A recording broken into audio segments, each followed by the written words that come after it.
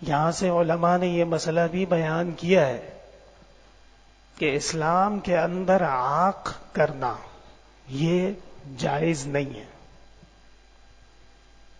جیسے آپ سنتے ہیں معاشرے میں کہ فلاں نے اپنے بیٹے کو وراثت سے محروم کر دیا، عاق کر دیا، نکال دیا، یہ خلاف شرع ہے.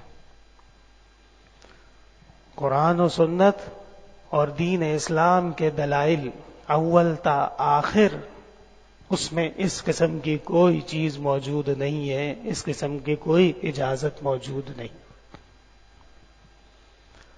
اور علماء نے منع کیا ہے. بیٹے کو حق آپ نہیں دے رہے، بیٹے کو حق اللہ تعالی دیتے ہیں. اور اللہ جو حق کسی کے لیے مقرر فرما رہے ہیں اس میں آپ رکاوٹ بنے تو یہ بھی ظلم ہے. ہاں ایک طریقہ ہے کہ خدا نہ خواستہ اولاد ایسی ناہنجار ہو، ایسی نامعقول ہو کہ باپ کو یقین ہو کہ میرے مرنے کے بعد یہ میرے مال سے ظلم کرے گا، ستم کرے گا، ناانصافی کرے گا، گناہ کرے گا، تو علماء کہتے ہیں باپ کو چاہیے زندگی ہی میں مال صدقہ کر دے، زندگی ہی میں مال فقراء مساکین کو دے دے، مستحقین کو دے دے. جب مرے گا تو پیچھے کچھ بچے گا ہی نہیں. تو لہذا وہ گناہ کا مرتکب بھی نہیں ہوگا اور باپ ظالم بھی نہیں بنے گا، لیکن اس کے لیے مخصوص حالات ہیں. ہر باپ کو اس پر عمل کرنے کی اجازت نہیں. تو اسلام میں نظام عدل کا آپ اندازہ لگائیے کہ دوسرا غیر تو چھوڑیے، اپنے گھر کی اولاد، اپنے گھر کا بیٹا، اپنے گھر کا بچہ، اس کو بھی بغیر عدل کے ہدیہ دینا، بغیر عدل کے نوازنے کی اجازت نہیں ہے. آپ صلی اللہ علیہ وسلم نے فرمایا اعدلوا بین اولادکم فی العطیہ. جب تم اپنی اولاد میں عطیہ دو، گفٹ دو، پاکٹ منی دو، ان کا اکرام کرو تو اس میں بھی عدل کرنا ضروری ہے. اور اس میں عدل کیا ہے کہ زندگی میں بیٹا اور بیٹی برابر ہیں، کوئی فرق نہیں ہے. ہاں جب فوت ہو جائیں تو پھر جو قرآن کا قانون ہے، دین اسلام کا قانون ہے، اس کے مطابق فیصلہ ہوگا. لیکن زندگی میں ماں باپ جیتے جی جو اپنے اولاد کے درمیان میں عدل کریں گے اس میں بیٹا اور بیٹی کا کوئی فرق موجود نہیں. اور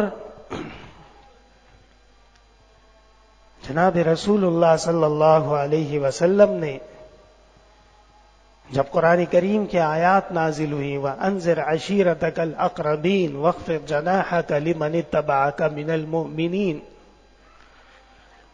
اے پیغمبر اپنے خاندان والوں کو بھی دین اسلام کی پیغام سمجھا دیجئے، اپنے گھر والوں کو بھی شریعت کا پیغام سمجھا دیجئے. آپ صلی اللہ علیہ وسلم نے فرمایا یا فاطمہ بنت محمد سلینی عما شئت لا اغنی عنک من اللہ شیئا. اے فاطمہ محمد کی بیٹی، تمہیں جو چاہیے اسی دنیا میں مجھے بتا دو، وہ میں تمہیں دے دوں، لیکن آخرت میں تمہاری مدد نہیں کر سکتا ہوں. یا صفیہ عم الرسول، اے صفیہ رسول اللہ صلی اللہ علیہ وسلم کی پھوپھی، سلینی عما شئت، جو چاہیے دنیا میں بتا دو، لے لو. لا اغنی عنک من اللہ شیئا، آخرت میں تمہیں کوئی چیز دینے کا اختیار نہیں رکھتا ہوں.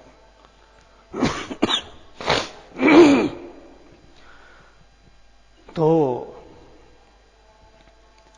اسی طرح ایک اور فاطمہ ہے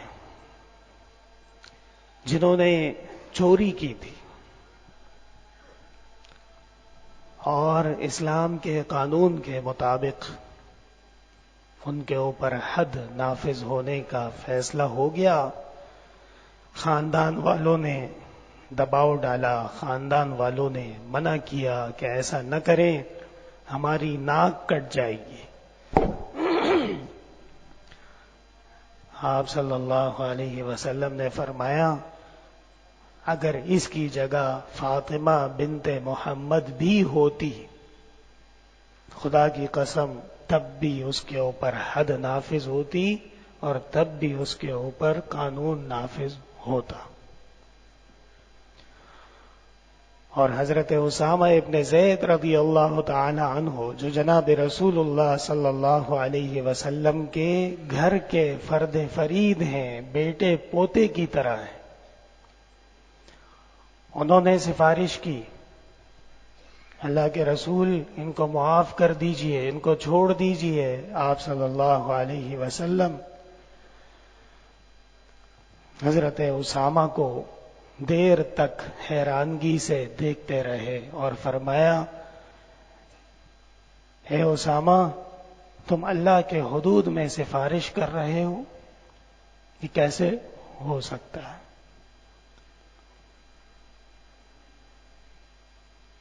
اسی لیے